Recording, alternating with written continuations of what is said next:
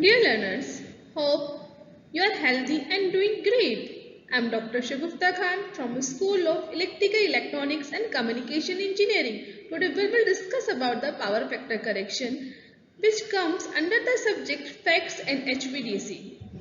So these are the topics which we will cover in this lecture. Introduction, what is power factor, then what are the causes of low power factor, and what are the effects of power factor in power system. After that we will discuss about the different power factor correction techniques, then we will have the summary, and in last we will have some practice questions on this topic. So first of all, what is power factor? So in power system, basically we are having three types of powers. Active power, reactive power and apparent power. So what is active power? Actually it's the average power in a circuit is called active power. That is also called as the real power or true power. Now what is the unit of the active power? That is watt. Or what is the formula of that reactive power? That is VI cos phi. So reactive power is basically the power which is supplied through the stored energy in the inductor and capacitor. And what is the unit? That is VAR, volt ampere reactive. Next, we have the apparent power. So apparent power is the combination of active and reactive power, and the unit is volt ampere and the formula is VI. So now what power factor? You can see actually the power triangle. On the base we are having the real power, and the perpendicular is showing the reactive power, and hypotenuse is your apparent power. So now power factor, if we calculate, so it's a ratio of active power to the apparent power. Now what are the causes of low power factor? So the principal cause of a low power factor is due to the reactive power flowing in the circuit. Now how the reactive power is coming into the picture? So due to the induction motor of all types, next power transformers and transmission line, because all these are made up of inductors, then arc welders, induction furnaces and heating coils, choke coil and magnetic systems. So now we will discuss about the effects of power factor to consumers, whether it is low, whether it is high. So first of all, we will discuss about if the power factor is low, and then what will be the effect to the consumer. Okay, so if the power factor is low, so current will increase. So due to the current increase, we have the loss formula, that is I square R. So loss will also increase in the system. So then efficiency will decrease, then overloading of cable and transformer will be there, voltage regulation of generator, transformer and transmission line increase cost of generation, transmission and distribution. So due to that, we have to actually pay the extra amount, that is called as power tariff, penalty of the power tariff. Next, advantages of high power factor. So if we are having the power factor high, approaching the value that is 1, so reduction in the current will less, then the loss will also be less, and mainly the copper losses, because we are having the formula for the copper loss, that is I square R. So reduce losses in the transformer and cables, and lower loading of the transformer, switchgear and cables, increase capability of the power system, and improved in voltage conditions and apparatus performance. Welding, reduction in voltage dips caused by welding and similar equipments, and we can actually eliminate the power factor penalties. So the importance of reactive power. As such, we are actually not generating the reactive power in the system, but how it is coming into the picture, and what is the importance of reactive power in power system. So transformers and transmission lines introduce inductance which oppose the flow of current. Therefore reactive power is required to raise the voltage for pushing the power through the inductance of the line. The farther the transmission of power, the higher the voltage needs to be raised. If we are having the long transmission line, so we have to actually maintain the high voltage, and then we can transmit the power. So electric motors need reactive power, to produce magnetic field for their operation. So electrical motors are also having the requirement of the reactive power. Then reactive power is the actually what is the reactive power? Reactive power is a circulating power in a grid that does not use full work but must be balanced in the grid to prevent voltage collapse. So power factor correction techniques. Fixed capacitor, fixed inductor, static var compensator, static synchronous compensator and synchronous condensers. So further we will discuss one by one in detail. So fixed capacitor, where the load is fixed, it is not going to be vary. So we can actually place a fixed capacitor to improve the power factor. So the application is food processing plants, and each fixed capacitor is designed for high reliability and long life. These products are designed for applications that do not contain harmonics. So fixed capacitor placement. Let's take an example. We are having an inductive load, RL load, which is actually and supply is V voltage. So how the capacitor, fixed capacitor is placed in parallel of this inductive load to improve the power factor.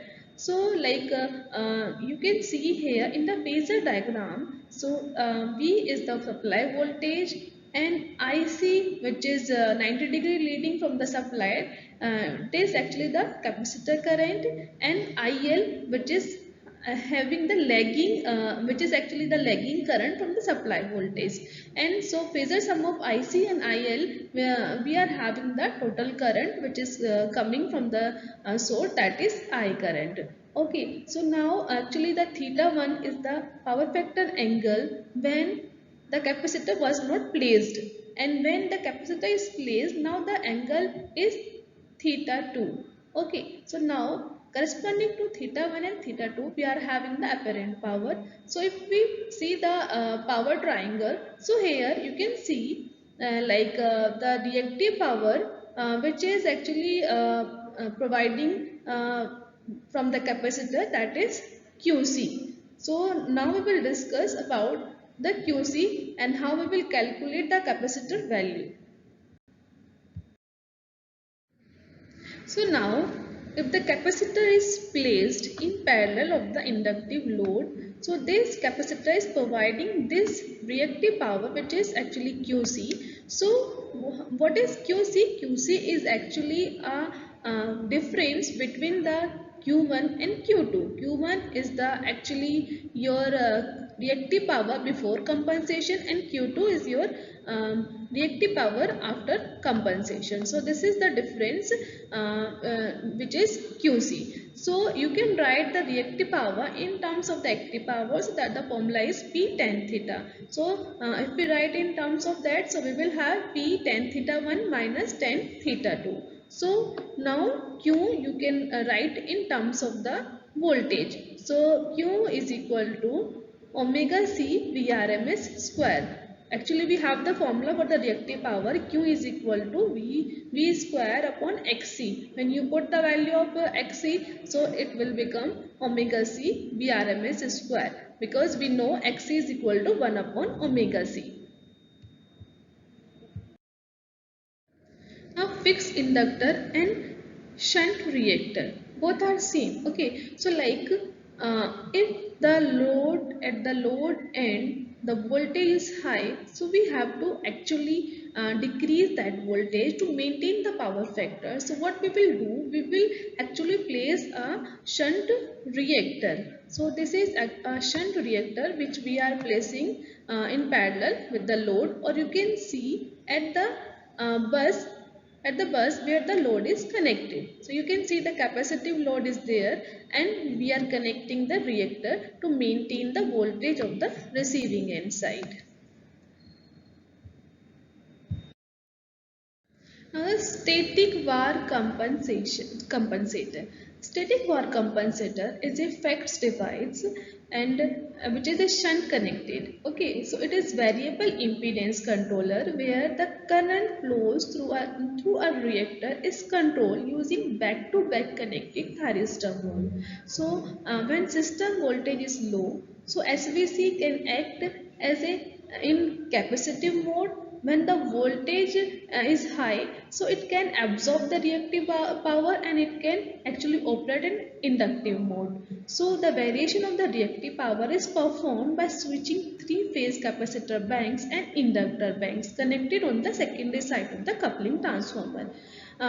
In the SVC, actually we have the subsets which we are calling it as a TCR, TSR and TCC and TSC. So TCR is basically thyristor controlled reactor, TSR thyristor switched reactor, TCC thyristor controlled capacitor and TSC thyristor switched capacitor. So based on the requirement we can have the application of TCR, TSR, TCC and TSC. So you can see here this is actually connected if you see here, so this SVC is connected through a circuit breaker, okay, an isolating transformer.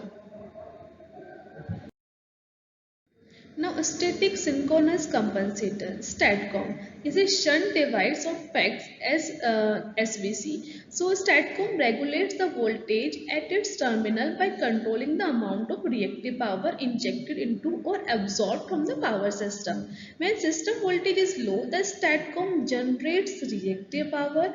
When system voltage is high, then it will absorb the reactive power. Similarly, in the case of SVC. So now what is the difference? Provide the actually both similar to the SVC and STATCOM can provide instantaneous and continuously variable reactive power in response to grid voltage transient, enhancing the grid voltage stability. But actually it is costlier than SVC. It is actually working on the voltage source converter. So as we discussed, STATCOM and SVC both are shunt FETs controllers, but we are having some advantages of STATCOM over SVC. So actually it is working based on the voltage source converter. So it is faster, it has the faster response, require less space as bulky, passive components are eliminated like inductor and are not there. So it is not bulky. Interface with real power source such as battery or SMES, then superior performance, low voltage conditions. Synchronous condenser, which is also used to improve the power factor. So synchronous condenser is a salient pole synchronous generator without prime mover. Synchronous condenser stabilizes power system voltage by supplying reactive power to the power system and used to improve power factor. It is more economical than capacitor. So in this lecture, we have understood the importance of power factor to consumers and utility companies and different type of power factor correction techniques, and we have understood the application of power factor correction. So after completion of this lecture, we can solve the following practice questions. First one is, what is the role of power factor in power systems? Next, what are the methods to improve power factor?